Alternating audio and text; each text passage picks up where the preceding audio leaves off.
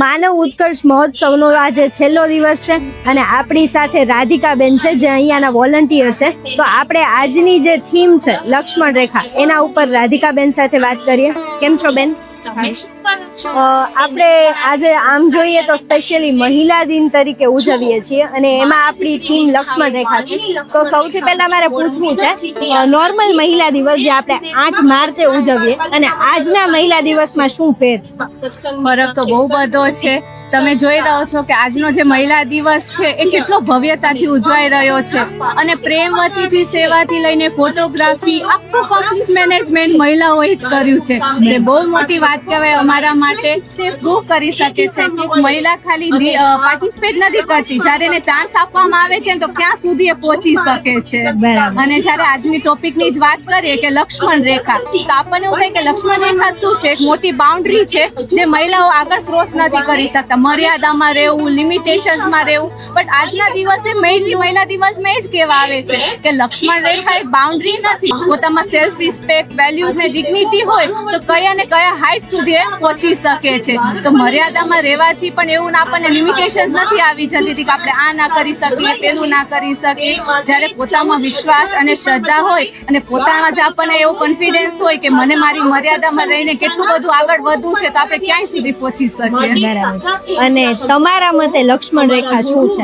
મારા માટે તો લક્ષ્મણ રેખાનો એક જ મિનિંગ થાય છે કે મારે કેવી રીતે મારી મર્યાદામાં રહીને કેવી રીતે મારા વિચારો સરખા રાખીને કેવી રીતે હું આગળ વધી શકું. એ મારા માટે એક સ્ટોપ નથી, એક લિમિટેશન નથી, પણ કેટલી ઓપોર્ચ્યુનિટીઝ મારા માટે લાવે છે કે હું કંઈ પણ કેવી રીતે હું અચીવ કરી શકું, કેવી રીતે મારામાં વિશ્વાસ આવી શકે. અને આ મહિલા દિનમાં તો ખાસ એટલું બધું જાણવા મળ્યું છે કે આપણે એક મહિલા તરીકે કેટલું પણ અચીવ કરીએ, આપણને કાંઈ સ્ટોપ નથી કરી. પછી લક્ષ્મણ રેખા જ કેવી રીતે ના હોય, એ મર્યાદામાં રહીએ તો આપણે કેટલું બધું અચીવ કરી શકીએ છે. આખા કાર્યક્રમની રૂપરેખા શું છે?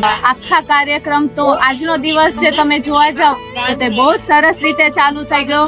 કેટલી પબ્લિકમાં પણ બધી મહિલાઓ આવી છે અને કેટલા આનંદમાં બધા આવે છે. આપણે બધાની રીતે જોઈએ તો બધું ભવ્યતા અને એકદમ આમ દિવ્ય બધું લાગે છે.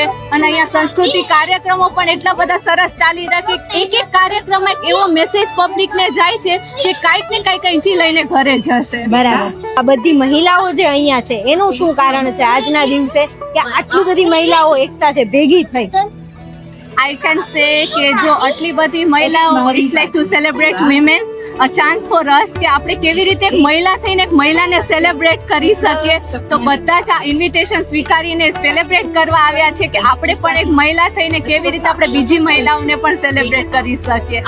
સો એક ઇંગ્લિશમાં કહેવાય છે ને, we as women, we are empowered by women and we celebrate women. So it's a very big opportunity for us to celebrate everyone around with us કે કેવી રીતે બધા આપણે ઉત્સાહથી અને મોજથી આ દિવ્ય પ્રોગ્રામ એટલો ભવ્યતાથી ઉજવી શકીએ. તમે માનવ ઉત્કર્ષ મહોત્સવમાં કેટલા દિવસ સેવા કરી છે? અમે 7 દિવસ સેવા કરી છે અને આ સેવાથી અમને બહુ જ ફાયદો થયો છે ને આ સેવાથી અમને મોહન સ્વામીનો ખૂબ જ રાજીપો મળ્યો છે. બરાબર. અને આપણો આજનો જે મહિલા દિવસ હતો તો એ તમને કેવો લાગ્યો? આ મહિલા દિવસમાં અમને ઘણું પણ જાણવા મળ્યું છે અને આ મહિલા દિવસમાં જે પણ આવ્યા હતા ને એને બધાને કાંઈક તો શીખ મળી જાય છે નારી શક્તિ વિશે. કેટલા દિવસથી તમે અહીંયા માનવ ઉત્કર્ષ મહોત્સવમાં સેવા કરો છો? ડેકોરેશન સ્ટાર્ટિંગ થયું ત્યારથી હું આવું છું. પહેલા મંદિરે સેવામાં જતા, અહીંયા ગ્રાઉન્ડ ઉપર સેવામાં આવતા. અત્યારે રાતે 1-1.5 વાગ્યા સુધી અમે સેવામાં હોઈએ છીએ. અચ્છા, આ જે 7 દિવસ છે એ તમારા માટે કેવા રહ્યા? આટલી મહેનત કરી, આટલી સેવા કરવા છતાં રાતે થાકનો અનુભવ જ નથી થતો. એટલી મજા આવે. કેટલા વ્યક્તિને આપણે શીખ આપીએ છીએ, કેટલા વ્યક્તિને અહીં શાંત કરવા પડે, પણ ક્યારેય આપણને એવો અનુભૂતિ નથી થતી કે અરે યાર આજ તો હું થાકી ગઈ એવું. બરાબર. બહુ જ મજા આવી છે. હા. અને આજનો જે મહિલા દિવસ હતો એ તો એમાંથી તમને શું જાણવા મળ્યું? અત્યારે આપણી એજ એવી છે કે ઘણા આપણા ફ્રેન્ડ્સ ઘણા ખરાબ રસ્તે જતા હોય, ત્યારે આપણને એમ થાય કે હું કાશ આવું થતી હોત કે આવું મારું જીવન હોત. ઘણી ઈ મોજ શોખ કરતા હોય જે અમે નથી કરતા.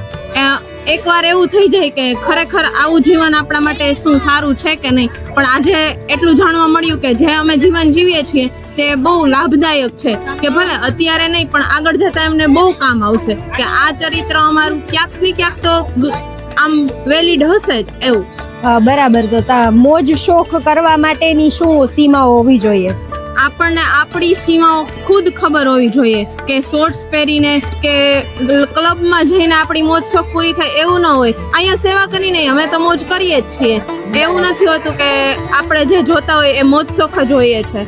ઘણી મોજ શોખ સીમામાં રહીને પણ થઈ શકે છે. બરાબર. તો તમારા મતે આ જે લક્ષ્મણ રેખા છે આજની થીમ એ શું છે? લક્ષ્મણ રેખા એટલે એવું નથી કે જો આજે અમે કુર્તી ડ્રેસમાં આવ્યા છીએ તો એ લક્ષ્મણ રેખા છે. બધી મોજ શોખ થઈ શકે છે પણ આપણી લિમિટમાં રહીને આપણા પેરેન્ટ્સને શું ગમશે, આપણા ભગવાન જોવે છે એને શું ગમશે, એ બધું વિચારીને આપણે કાર્ય કરવું જોઈએ.